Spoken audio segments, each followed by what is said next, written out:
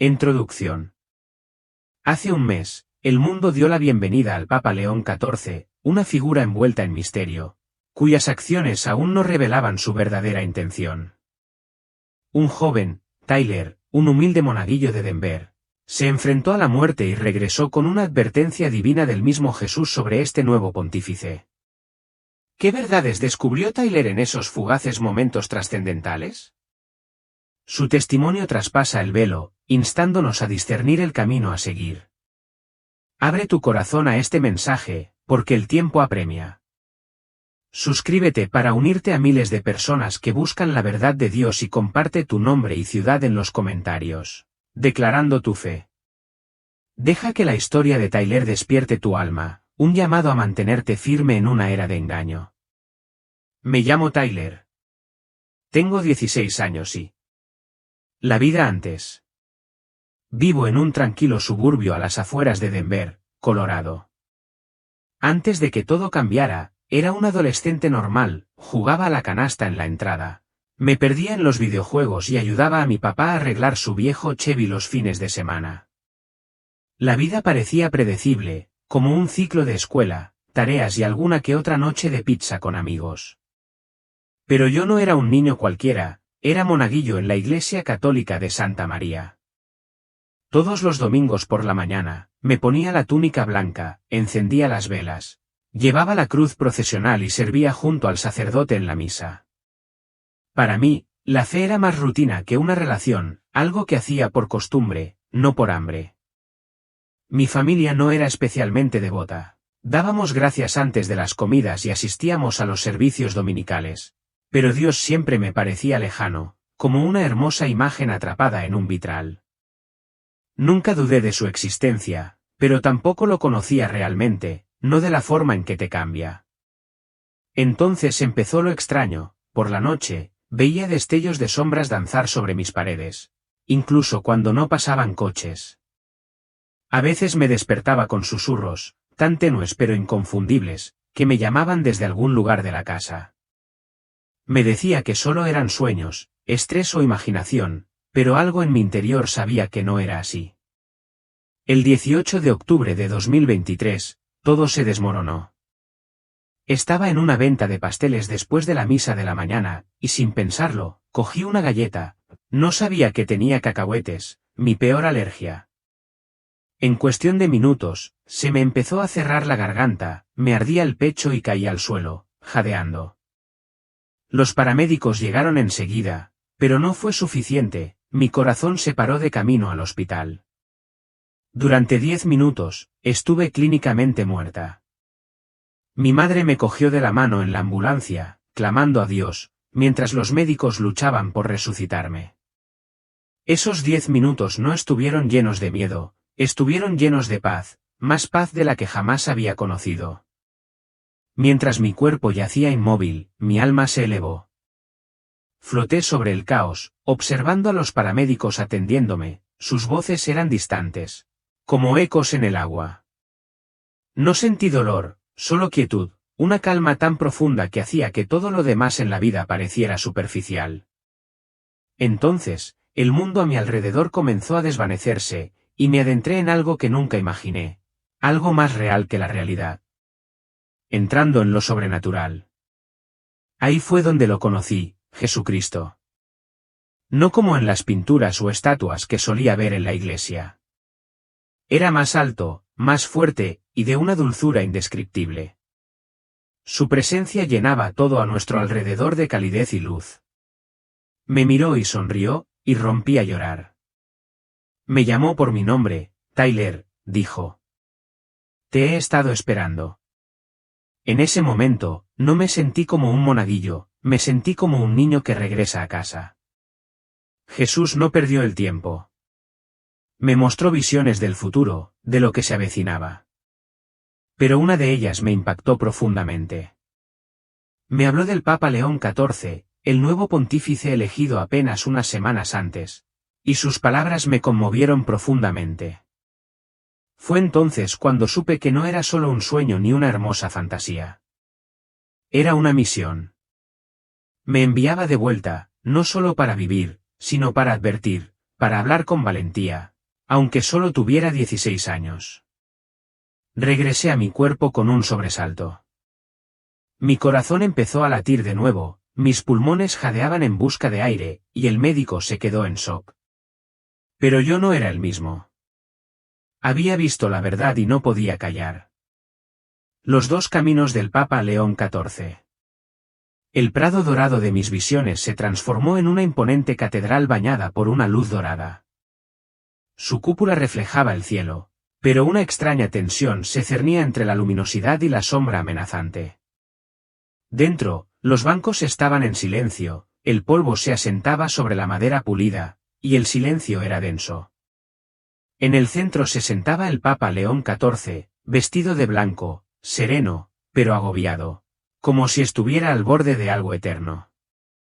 La presencia de Jesús a mi lado era silenciosa pero innegable, su mirada no se posaba en el título del Papa, sino en la decisión que albergaba en su corazón. Comprendí, este momento no se trataba de poder ni tradición, sino de una prueba que resonaría mucho más allá de un solo hombre. El cielo mismo observaba cómo se desarrollaba la encrucijada. Primer camino. Un calor se elevaba de la piedra de la catedral.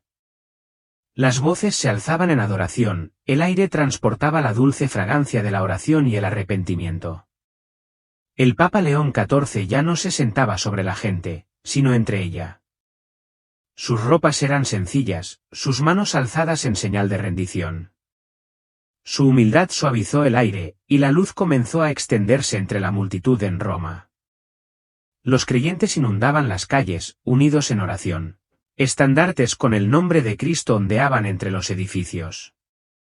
Las palabras de León llamaban a la santidad, urgentes, pero llenas de amor, predicando a Cristo crucificado sin disculpas. Desde las plazas de las ciudades hasta los pueblos olvidados, el avivamiento se encendió como fuego que prende la hierba seca. En Nairobi, una modesta iglesia con techo de hojalata rebosaba de familias que escuchaban por la radio a pilas. En Londres, una catedral antaño fría vibraba con la oración y el ayuno. León se negó a ceder, aferrándose a la verdad incluso bajo presión, lo que desencadenó un despertar global. Segundo camino. La catedral se oscureció, sus ventanas se oscurecieron y el calor se desvaneció, convirtiéndose en algo hueco. León XIV se encontraba en un escenario rodeado de líderes mundiales, sonriendo bajo la fría luz. Sus ropas se habían vuelto ornamentadas. Resonaron los aplausos al levantar un documento que prometía la unidad a cualquier precio. Decía, unidad global para la humanidad, una carta que reemplaza la convicción con la comodidad, fusionó religiones bajo un símbolo común, monótono y sin vida, carente de la cruz de Cristo. La gente vitoreó, pero su alegría fue superficial, sus Biblias, olvidadas hacía tiempo. Grietas se extendieron por el suelo, invisibles para quienes aplaudían. En Nueva York, una mega iglesia transmitió el nuevo credo en pantallas gigantes. Los feligreses se tambalearon emocionalmente, atraídos por un mensaje que no exigía nada. Sus corazones se desvanecieron, y la verdad se desvaneció como un eco lejano. En otros lugares, se alzaron templos con todos los emblemas excepto el nombre de Jesús. En Delhi, hindúes y cristianos se inclinaron codo con codo ante un credo que ya no salvaba. El compromiso de Leo transmitió una serena voz de paz sin verdad, y el cielo se oscureció aún más. Jesús me dejó ver ambos caminos con claridad. El primero llamó a la Iglesia de regreso a Cristo, su cruz, su sacrificio. El segundo cambió la convicción por la comodidad, y la Iglesia se convirtió en un cascarón vacío. Un llamado al discernimiento. El testimonio de Tyler nos insta a elegir con sabiduría. El Papa León XIV se encuentra en una encrucijada, y su camino moldeará el rumbo de la Iglesia y del mundo. ¿Escucharemos el llamado a la santidad, el arrepentimiento y una fe inquebrantable en Cristo? ¿O abrazaremos una unidad que abandone la cruz y silencie la verdad? El tiempo apremia. Mantente firme. Analiza las señales. Ora pidiendo guía. Comparte este mensaje y declara tu fe en los comentarios, tu nombre y ciudad, un faro de esperanza en una época de engaño. En un pequeño pueblo de México, un pastor predicaba la exclusividad de Cristo mientras los soldados esperaban cerca. Su iglesia estaba llena de familias orando, sus voces eran claras, el aire vibraba de valentía. Aunque las burlas provenían del exterior, sus corazones se mantuvieron firmes. Su adoración era como una bandera alzada contracorriente. En París, una familia se reunió a altas horas de la noche, quemando silenciosamente ejemplares del nuevo credo. Sus hijos escondieron Biblias bajo las tablas del suelo mientras sus padres oraban pidiendo fuerza. No eran ruidosos, pero sí fieles. Su hogar se convirtió en una farola en una calle oscura. Volví a ver a León XIV, todavía sentado en la catedral, con el rostro entre la paz y la presión. El aire a su alrededor vibraba de tensión, cada respiración era una decisión aún no tomada. Tenía en sus manos los corazones de muchos, aunque quizás sin saberlo, el precio del silencio era cada vez mayor. Un joven en El Cairo repartía volantes elogiando el nuevo mensaje del Papa. Sonreía radiante, ajeno al vacío que sentía en sus manos. La gente aceptaba los papeles sin leerlos, sus ojos se apagaban, la luz en su interior titilaba, pero no se apagaba. En Manila, una monja reunía a estudiantes en secreto, leyendo las sagradas escrituras a la luz de una lámpara en un aula cerrada. Sus palabras eran tiernas, pero cada frase tenía un gran peso. Estos jóvenes corazones escuchaban con reverencia, despertados por una verdad que costaba algo. Su fe ahuyentó la oscuridad. La catedral permaneció al borde de la decisión, su silencio no era paz, sino una pausa, un respiro antes de que la historia diera un giro. El camino de Pío afectaría más que la política, moldearía la eternidad de millones. En una pequeña iglesia de la América rural, los creyentes se reunieron para orar. Rechazaron el nuevo credo y eligieron la verdad, incluso cuando su pastor corría el riesgo de ser arrestado. Su fe era silenciosa pero brillante, ardiendo en la oscuridad. Su resistencia era una semilla que no moriría. La visión se amplió una vez más, mostrando ciudades divididas entre dos corrientes, algunas abrazaron la luz, otras la sombra. El aire cargaba con el peso de la decisión. Quienes se mantuvieron fieles a Cristo se convirtieron en faros. Sus oraciones se elevaron como incienso en una tormenta.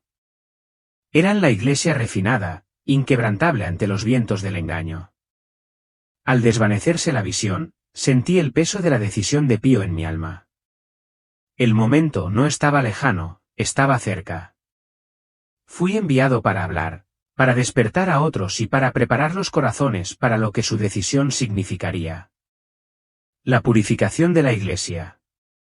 La visión comenzó dentro de una basílica iluminada por velas, donde altos arcos se extendían en sombras y el silencio flotaba en el aire. Filas de fieles se arrodillaban en silencio, con rosarios moviéndose al ritmo, mientras pantallas brillantes transmitían sermones a lo lejos. El incienso era denso, pero los corazones parecían distantes, más centrados en el consuelo que en la comunión. Aunque se pronunciaba el nombre de Cristo, su presencia se sentía extrañamente ausente. A medida que la atmósfera cambiaba, el tono de la predicación se suavizó y se convirtieron en mensajes de inclusión sin arrepentimiento. Los sacerdotes hablaban con elegancia, pero sus palabras carecían del peso de la verdad. El altar relucía, pero se sentía vacío, sin la convicción de la verdad. La devoción se había convertido en actuación, y el espíritu ya no se movía con libertad. Un obispo hizo a un lado a una joven profeta que se levantó para hablar del juicio. Su voz temblaba, pero estaba cimentada en las Escrituras, citó el Apocalipsis, con paso firme mientras otros la despedían. Aunque la congregación la ignoró, algo en su presencia conmovió el ambiente, su audacia rompió el silencio, dejando tras sí una semilla de despertar. De repente, fui arrastrado hacia abajo, a un lugar sin luz, donde gritos de angustia perforaban el calor. Un sacerdote se encontraba entre los condenados, con sus ropas rasgadas y los ojos llenos de dolor. Demasiado tarde, se había ocultado tras su título, pero ahora estaba expuesto, rodeado de tormento. Sus súplicas fueron respondidas con silencio, su destino estaba sellado por un pecado no arrepentido.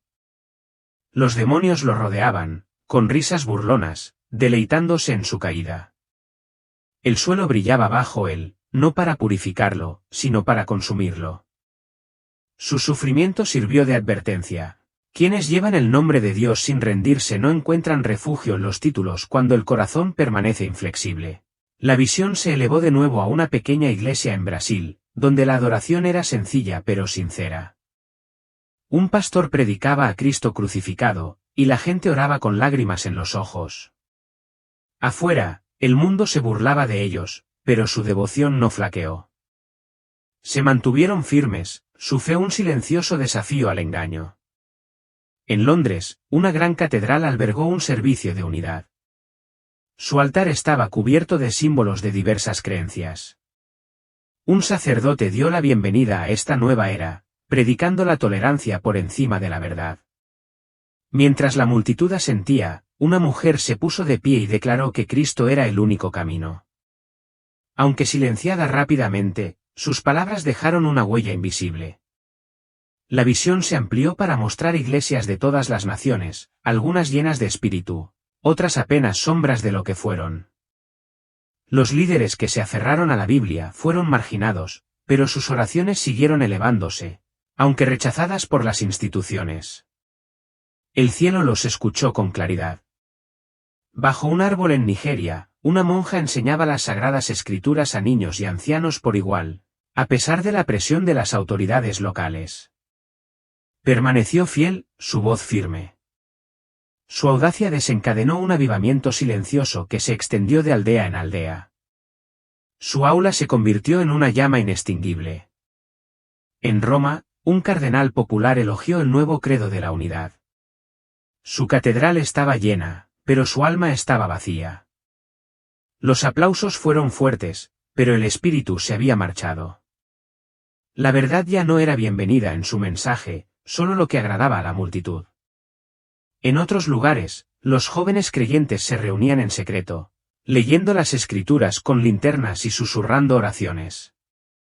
Aunque eran pocos, su pasión ardía con fuerza, se negaban a conformarse, prefiriendo la verdad a la aceptación.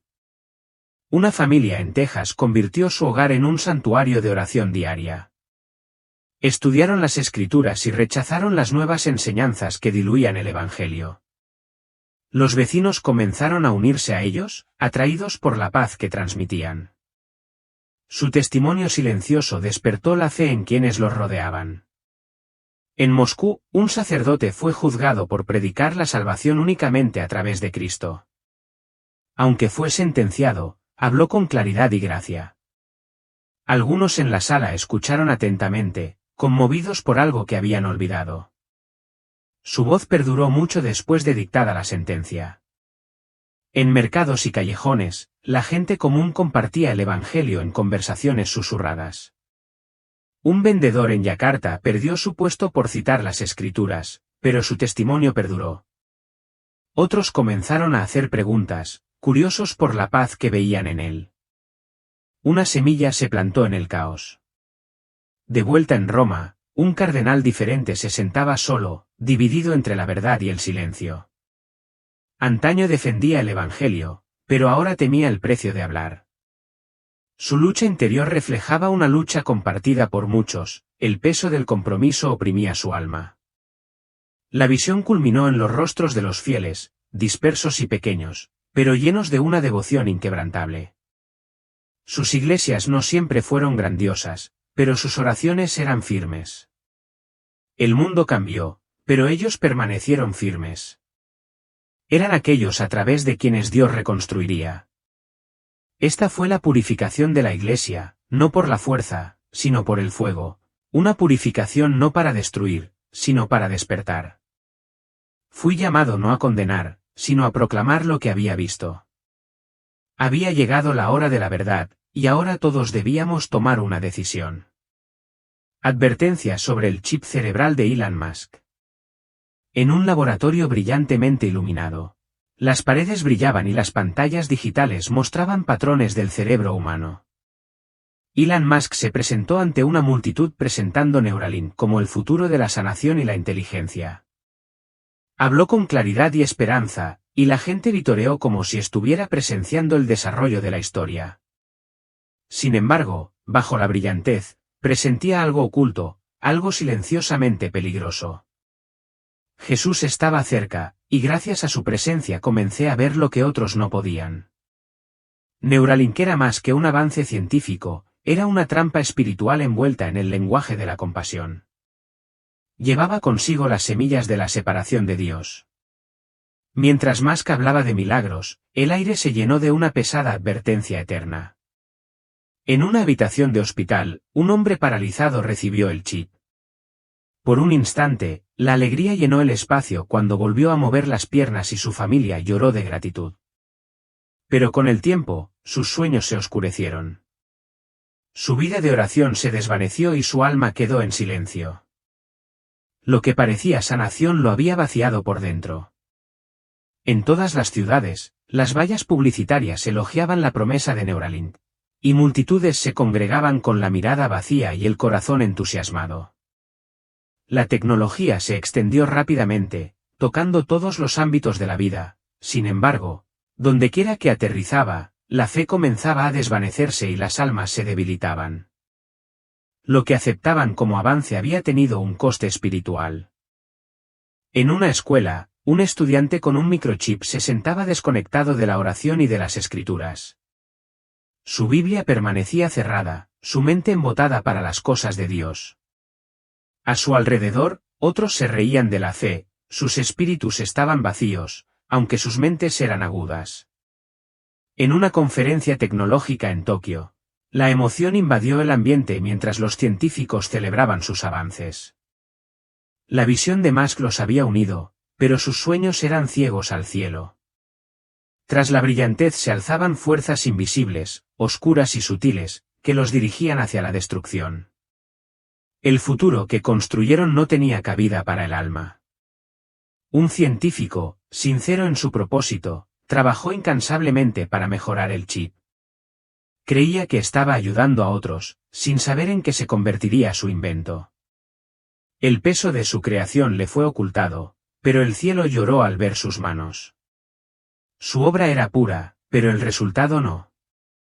En Chicago, un pastor advirtió a su iglesia, rechazando el chip y llamando a los creyentes a confiar solo en Dios. Su congregación oró con profunda convicción, buscando la sanación del cielo en lugar de las máquinas. Su resistencia generó preguntas en otros, y el espíritu se movió entre ellos. Su fe se convirtió en una luz en la oscuridad. Capítulo 5. ¿Por qué Estados Unidos debe tener miedo? Vi sus ciudades, sus horizontes resplandecientes de ambición, sus vastos paisajes, desde ondulantes llanuras hasta imponentes montañas, su gente diversa y motivada, cada una con sus propias esperanzas y luchas.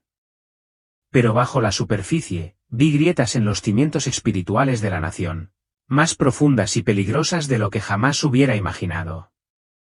La luz que una vez brilló con fuerza sobre la tierra titilaba, amenazada por una oscuridad creciente.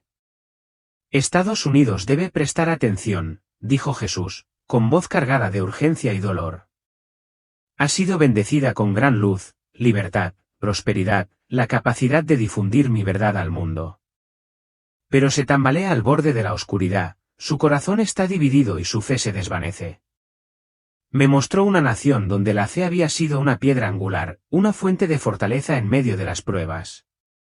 Vi iglesias llenas de oración ferviente, con sus bancas repletas de familias buscando juntas a Dios. Vi comunidades unidas por una creencia compartida, vecinos que se ayudaban entre sí, desconocidos que se hacían amigos gracias a su devoción común. Pero con el paso de las generaciones, esa luz se había apagado. El materialismo había arraigado, inclinando los corazones hacia la riqueza y la comodidad en lugar del propósito y el sacrificio. La división había fracturado las comunidades, donde la ira y el miedo ahogaban la compasión. La apatía espiritual se había infiltrado incluso entre quienes se consideraban creyentes. Su fe se reducía a rituales sin sentido, servicios dominicales sin transformación. Las entidades sombrías que había visto en Ahmedabad también actuaban allí, su influencia era más sutil, pero no menos peligrosa. Susurraban mentiras que alimentaban las luchas de la nación, que Dios era irrelevante, que la verdad era subjetiva, que el beneficio personal prevalecía sobre el bien común. No necesitaban causar desastres directamente, simplemente amplificaban el orgullo, la codicia y la división ya presentes, creando las condiciones propicias para que las crisis prosperaran. Vi incendios forestales que azotaban los bosques, con llamas de una ferocidad antinatural, que desafiaban la contención. Vi tormentas azotando las costas, con una destrucción implacable, como impulsada por algo más que la naturaleza. Vi agitación social, ciudades divididas por el odio, donde el diálogo dio paso a la violencia. Las fortalezas de Estados Unidos, su innovación, su libertad, su confianza, se habían convertido en sus debilidades. Confía en sí mismo, en sus sistemas, en sus logros, más que en mí, explicó Jesús. Si no regresa a mí con todo su corazón, sus pruebas reflejarán esta tragedia y la superarán. Los desastres que ves son advertencias, llamadas a despertar antes de que sea demasiado tarde. Pero la visión no carecía de esperanza. Vi destellos de luz por todo el país, lugares donde la gente volvía a Dios. Pequeñas iglesias celebraban vigilias de oración, y sus miembros ayunaban y buscaban juntos la verdad. Las familias apagaban las pantallas y se reunían para leer las escrituras y orar. Sus hogares resplandecían de calidez espiritual. Las comunidades se unían no para protestar ni para hacer política, sino para servirse mutuamente, alimentar a los hambrientos, dar cobijo a los sin hogar, escuchar a los quebrantados de corazón. Jesús me mostró que estos actos eran poderosos, creando fortalezas espirituales que las entidades oscuras no podían penetrar. En estos lugares, los desastres eran menos devastadores. La recuperación era más rápida y la esperanza perduraba. América tiene una opción, dijo Jesús, con una voz que era a la vez advertencia e invitación. Regresen a mí. Humíllense, y sanaré su tierra. O sigan en el orgullo, y las consecuencias serán suyas. Se acabó el tiempo de la indecisión. Capítulo 6. El regreso. El tiempo apremia, Rabí, dijo, con su voz penetrando mi alma. ¿Has visto lo que te he mostrado? Ahora debes decirlo, aunque muchos se burlen de ti, duden de ti e incluso te odien por ello. No temas su rechazo. Estaré contigo y obraré a través de ti para alcanzar a quienes tengan el corazón preparado. Quise protestar, decirle que no era lo suficientemente fuerte, que no merecía, que no estaba preparada para semejante tarea. Solo era una estudiante de medicina, no una predicadora ni una líder. Pero su mirada acalló mis dudas, llenándome de una valentía que desconocía. Quien tenga oídos, que oiga, dijo, sus palabras de orden final, una orden que me quemó el alma. Quien tenga corazón, que decida. Vayan y no miren atrás. La luz empezó a desvanecerse y sentí una fuerza, como si un hilo invisible me atrajera de vuelta a mi cuerpo. El vacío radiante se disolvió, reemplazado por el zumbido estéril de las máquinas y el penetrante aroma antiséptico. Jadeé, con el pecho agitado mientras abría los ojos de golpe en la UCI del Hospital Civil de Ahmedabad. Médicos y enfermeras me rodeaban, sus rostros reflejaban una mezcla de conmoción, alivio e incredulidad. «Ha vuelto», gritó alguien con la voz temblorosa por la emoción. Las máquinas pitaron frenéticamente, registrando el milagro de mi regreso. Me dijeron que llevaba 9 minutos clínicamente muerto, mi corazón se paró tras el choque. Según la lógica médica, debería haber sufrido daño cerebral grave, si es que sobrevivía. Sin embargo, mi mente estaba más despejada que nunca. Cada detalle de mi encuentro con Jesús estaba grabado en mi memoria con vívida precisión. Los médicos lo llamaron un milagro, sus voces se apagaron con asombro. Pero yo sabía que era más que eso, era una misión, un propósito que no podía ignorar. El hospital era un escenario de un dolor inimaginable.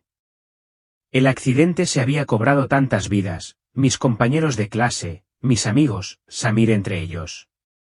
El dolor era un peso que amenazaba con aplastarme. Un dolor constante que me hacía sentir cada respiración pesada. Vi sus rostros en sueños, escuché sus risas en momentos de silencio y lloré por el futuro que nunca vivirían. Sin embargo, las palabras de Jesús me dieron fuerzas, una razón para seguir adelante a pesar del dolor.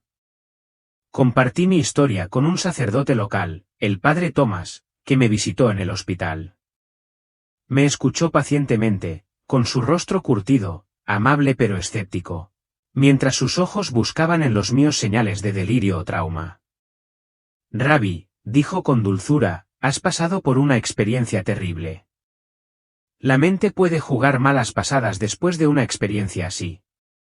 No lo culpé por su duda, mis palabras sonaron a locura incluso para mí. Pero la verdad ardía en mi interior, innegable y urgente. No podía callarme, no cuando Jesús me había ordenado hablar. Empecé a escribir, me temblaban las manos al plasmar mi experiencia en la página. Cada palabra era como un paso de fe, un desafío al miedo que me insinuaba que sería ridiculizada, desestimada o algo peor. Escribía para las familias que habían perdido a sus seres queridos, para los supervivientes que lidiaban con la culpa, para el mundo que necesitaba despertar. Almas, cegándolas a la voz de Dios. El aire viciado, su eternidad en juego. Jesús me instó a advertirles. Mi voz, como la de un par, era su puente hacia la verdad. El aire latía con urgencia, el suelo yacía firme bajo mis pies. Vi a adolescentes navegando sin parar, con la mirada perdida. El aire era gélido, el suelo, inestable. Mundos virtuales encadenaban sus espíritus, el aire, cargado de mentiras. Mi misión era despertarlos, guiarlos hacia Cristo. El aire se calentó, el suelo, firme. Su fe, un fuego, esperaba encenderse. La visión me conmovió. El aire me impulsaba a la acción, como Jesús llamaba. El aire transmitía una llamada divina, la tierra, un llamado a la valentía. Me imaginé hablando a grupos de jóvenes, mis palabras penetraban el aire con vida, sus corazones se conmovían, la tierra se afirmaba bajo sus pies. Escucharían, su fe se reavivó. El aire resplandeció, su determinación se aligera. Mi juventud, mi fuerza, la paz de los prados me afianzó. El aire irradiaba claridad a medida que la visión se expandía. Jesús enfatizó el discernimiento, instándome a enseñar a los jóvenes a contrastar los mensajes con las escrituras. El aire era dulce, la tierra firme. Sus oraciones restaurarían su conexión con Dios. El aire se llenaba de esperanza, formarían comunidades, su fe, audaz, el aire, cálido. Mi rol, equiparlos, un pastor para mi generación. El aire cantaba con propósito, la tierra, una roca sólida. A medida que esta iniciativa se arraigaba, me vi en TikTok, compartiendo mi reto. El aire vibraba con comentarios, la tierra anclaba mi verdad. Algunos se burlaban, otros afirmaban, haciéndose eco de mis sueños. Los jóvenes me enviaban mensajes privados, su fe despertaba, el aire era cálido, la tierra firme bajo sus pies. Mi plataforma se convirtió en una herramienta que llegó a millones, el suelo se mantuvo firme. La visión me impulsó, el aire, un llamado a proclamar. Mientras la pradera brillaba, el aire traía una advertencia de persecución, el suelo permaneció firme. Los jóvenes enfrentarían el desprecio por su fe, sus oraciones se elevaban, el aire resplandecía, el suelo firme. Su valentía sería un faro. Mi misión, guiarlos. Resistirían la tentación, orando juntos. El aire se volvió dulce, su determinación brilló con fuerza. Mi testimonio sería su guía, una luz en la oscuridad digital. En una escuela, los jóvenes oraban en secreto, voces suaves, aire cálido, tierra firme. Algunos maestros se burlaban, otros escuchaban, con el corazón conmovido, el aire vivo. Mi guía se convirtió en su escudo, preparándolos para las pruebas. Su fe se extendió, el aire vibró con un avivamiento entre sus compañeros, tierra firme. La visión me conmovió una vez más. El aire me instaba a obedecer, el suelo, una roca para mi regreso. El mandato de Jesús era claro, mi corazón estaba listo. El aire, vivo con su espíritu, me comprometía a advertir a los jóvenes, preparándolos para la eternidad. El suelo permanecía firme, el aire transmitía su divino llamado. Este era mi propósito, ser un mensajero para los jóvenes. Despierto jadeante en el hospital, oí el pitido de los monitores.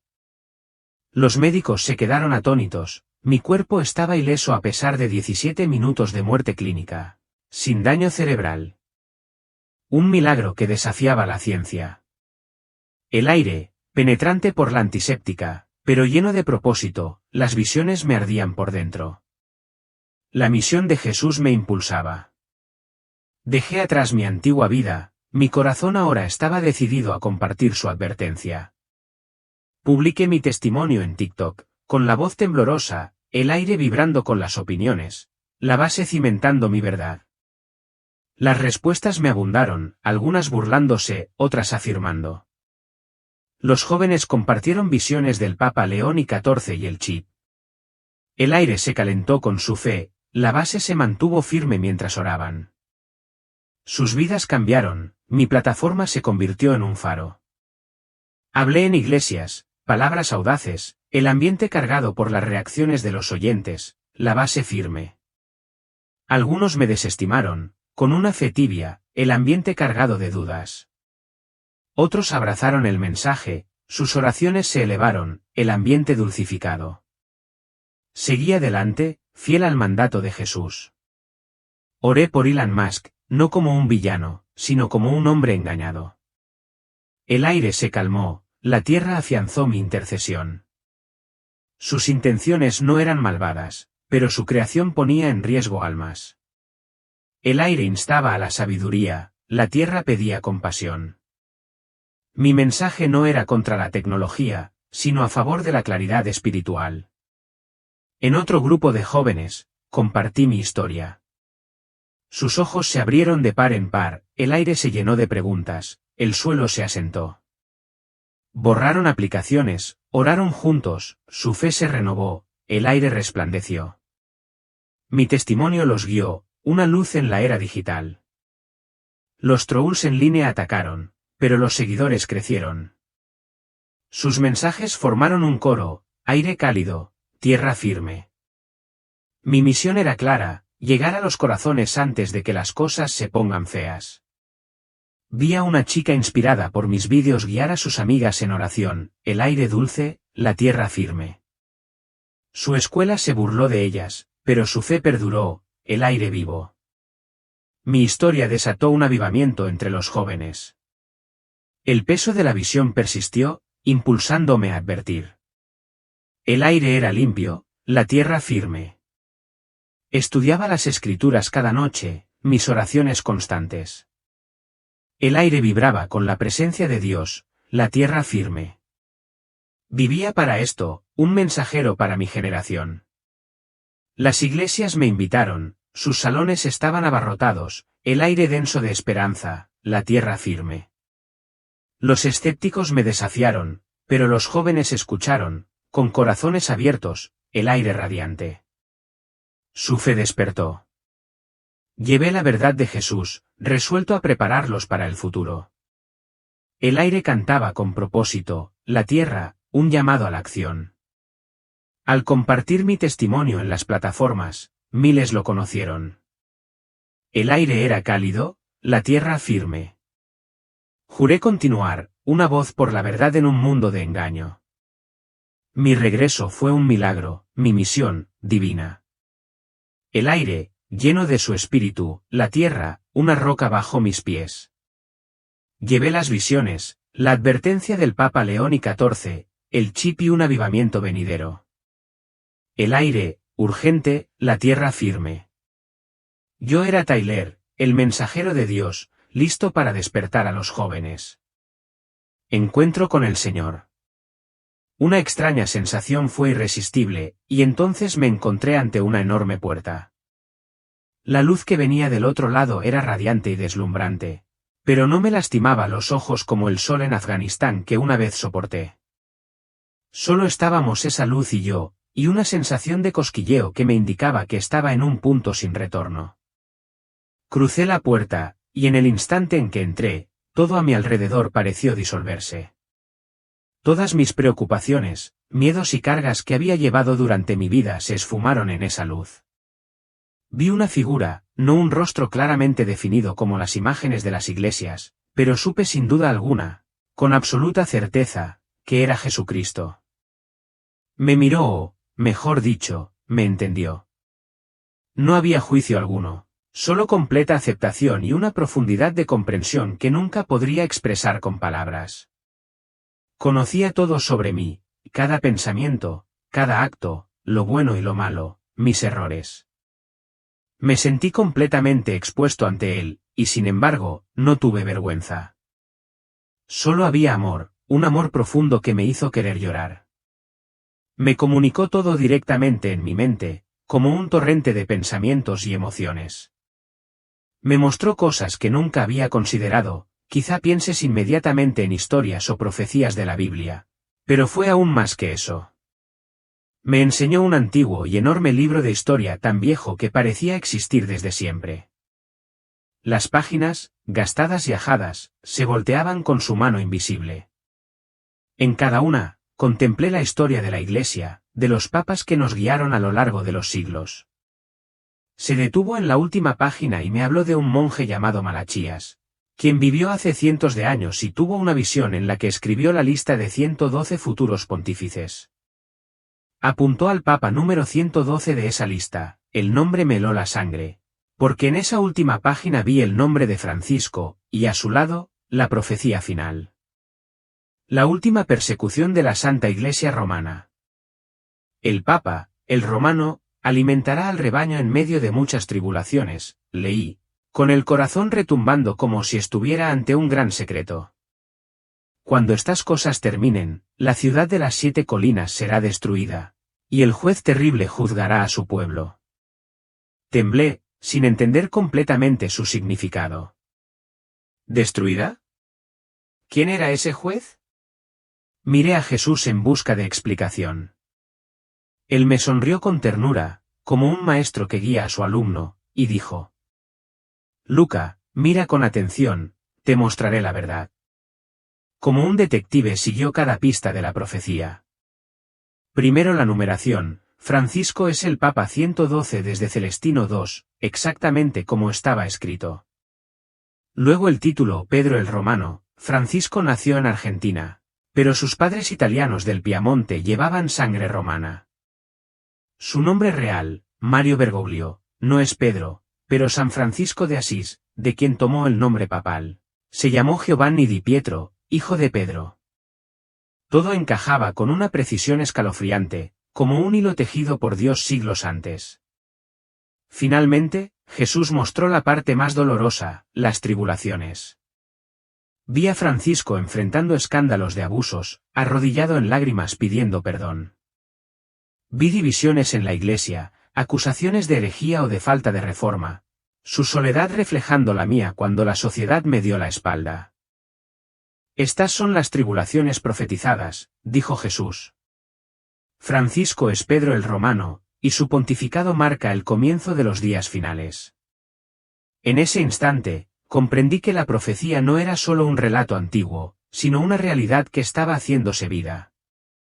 Pecar no reemplaza la verdad, la compasión debe estar arraigada en mi palabra o desviará, me advirtió Jesús. Me recordó que todo buen acto sin verdad conduce al engaño. El libro profético siguió desvelando coincidencias, Celestino II junto al río Tíber, Juan Pablo I y su luna creciente, Juan Pablo II y los eclipses, Benedicto XVI y la oliva de paz. Al señalar la última página, donde estaba escrito Francisco, Jesús susurró: Esta profecía es una advertencia. Si fue cierta para los anteriores, lo es para él y para lo que vendrá. Su castigo no fue fuego ni cadenas, sino la luz de la verdad que desnuda el alma y confronta cada error con consecuencias reales. Sentí que esa misma luz me alcanzaba a mí, exigiendo vivir conforme a la palabra de Dios. La profecía final resonó en mi mente: después de estas cosas, la ciudad de las 7 colinas será destruida, y el juez terrible juzgará a su pueblo. Pensé en Roma, en la caída de edificios por bombas, pero Jesús me mostró que la destrucción no era física, sino interna, el colapso de lo sagrado cuando la verdad es reemplazada por lo que parece emocionalmente correcto. Cuando el nombre de Dios se usa para justificar todo, menos su santidad. Esta es la destrucción del alma, me dijo. Una ciudad de 7 colinas que ya no se erige sobre la roca sólida, sino que cae en el abismo. El juez terrible juzgará a su propio pueblo, a nosotros, los que llamamos cristianos, los que asistimos a misa y gritamos, amén. ¿Pero viven nuestros corazones según mi palabra? El juicio comenzará en la casa de Dios. Sentí un estremecimiento, no por miedo al infierno, sino por el peso real de la fe. Ser hijo de Dios es una responsabilidad grave. Jesús me habló claro, sin símbolos: Luca, esta es la última hora. Hemos llegado al fin de la lista de Malaquías. Lo que sigue es la llegada del juez, Jesucristo. Pero antes de irme, anunció: vendrá uno que engañará, el falso profeta. De inmediato, vi su rostro, un hombre con ropajes sagrados, un carisma arrollador, capaz de milagros espectaculares. Sin embargo, sus maravillas no glorificaban a Cristo, sino a él mismo. Creó un sistema que hizo al mundo adorar a una organización en lugar de seguir la cruz. Vi el movimiento del ecumenismo, esa unión de religiones que parecía buena al principio, pero que diluía la verdad de Dios y abría el camino a la bestia. Es la última era, me advirtió Jesús. El falso profeta preparará el camino del engaño, torcerá mi palabra y ofrecerá una paz falsa. Pero yo estaré con los que permanezcan fieles. Entonces comprendí la urgencia de vivir en verdad y amor, sin deslizarnos hacia consignas cómodas. El llamado era claro: mantenerme firme en la palabra, pues el día del juicio está cerca y solo la fe auténtica resistirá. Aquellos que se aferran a mi palabra, sus palabras se grabaron en mi corazón, y rompí a llorar, no por miedo, sino porque comprendí que todo lo que sucede en el mundo ya no es casualidad. Él me mostró las señales: vi una pandemia, la pandemia se avecina, que paralizó al mundo entero. Las ciudades estaban tan silenciosas que parecían cementerios. Vi estallar la guerra en Ucrania, Oriente Medio y otros lugares, como si la tierra entera gritara de agonía. Los desastres azotaron: terremotos que temblaban, incendios forestales devastadores, ventiscas impredecibles que arrasaban tierras desprevenidas. Pero lo que más me estremeció no fueron los desastres, sino el colapso moral. La gente había perdido la vergüenza, la reverencia y la fe en la verdad absoluta. Solía pensar que estos eran solo tiempos difíciles, temporadas pasajeras, pero ahora veía con claridad que eran dolores de parto, señales de que el regreso del Señor se acercaba. El reloj de la creación marchaba al revés, y podía sentir la urgencia en cada latido de mi corazón. La visión final me conmovió profundamente. Vi gente, quizás mis amigos del albergue para personas sin hogar de la calle Dorchester, o los ricos sentados en Starbucks, con los ojos pegados a las pantallas. Estaban ciegos, no de ojos, sino de alma. Caminaban entre la niebla, consumidos por el dinero, el estatus y los argumentos políticos vanos. No reconocían las señales de Dios: enfermedad, guerra, decadencia moral, que los llamaban a despertar. Vi surgir falsos profetas entre ellos, diciendo palabras suaves: todos somos iguales. La multitud les creyó al instante, sin rechistar, porque sus palabras sonaban tolerantes, inclusivas y pacíficas. Pero nadie las contrastó con la palabra de Dios. Nadie se detuvo a preguntar: ¿de verdad enseñó esto Jesús? Entonces vi al juez, Jesús, ya no el cordero manso, sino el rey que regresaba, radiante de poder y gloria. Ante él se alzaban rostros familiares, no malvados ni maliciosos, simplemente desprevenidos. Tuvieron la oportunidad, pero eligieron vivir a su manera, construyendo sus vidas sobre valores humanos en lugar del único camino que él les había trazado. No había gritos ni rabia, solo un profundo y doloroso arrepentimiento en sus ojos.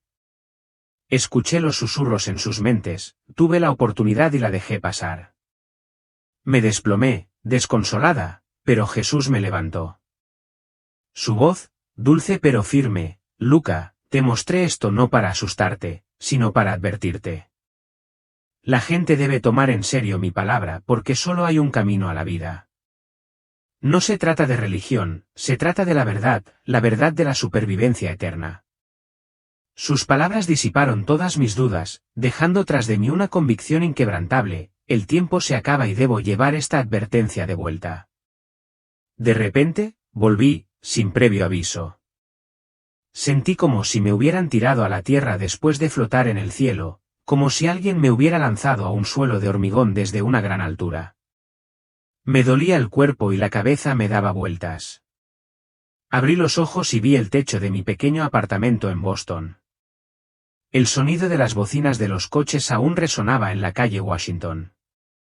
La tenue luz de una farola se filtraba por la ventana, y el frío, ese frío característico de abril, me calaba los huesos.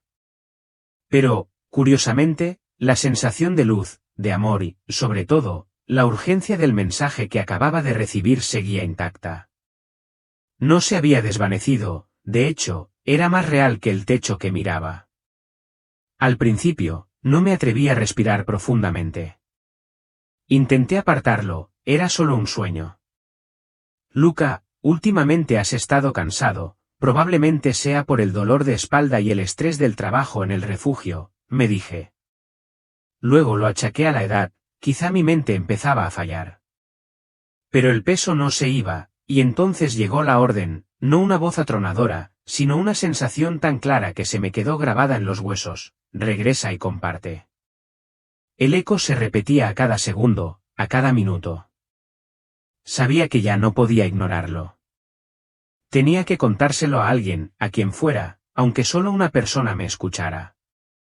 Pero ¿cómo? ¿Quién me creería a mí, un hombre de 68 años, ex soldado, que ahora vive entre las personas sin hogar? Pensé en mi exesposa: si todavía estuviera con ella, ¿cómo me miraría ahora? Y mis hijos, mis viejos amigos del ejército, de la iglesia, pensarían que tenía TEP, que la edad me había desorientado. Todo parecía demasiado descabellado para decirlo en voz alta, ni siquiera a mí mismo. La gente podría pensar que soy un viejo senil. Nadie me creería. Por eso les pido que cuenten historias bíblicas. Por favor, ayúdenme a compartir esta historia con la mayor cantidad de personas posible. Estas son las profecías que Dios le reveló a este hombre, que el Papa Francisco es el último Papa, pero ¿dónde está el Papa ahora, tras su muerte, en el cielo o en el infierno? Si alguna vez han tenido dudas al respecto, escuchen atentamente la siguiente historia. Este es el testimonio de una mujer, y en su experiencia cercana a la muerte encontrarán la respuesta.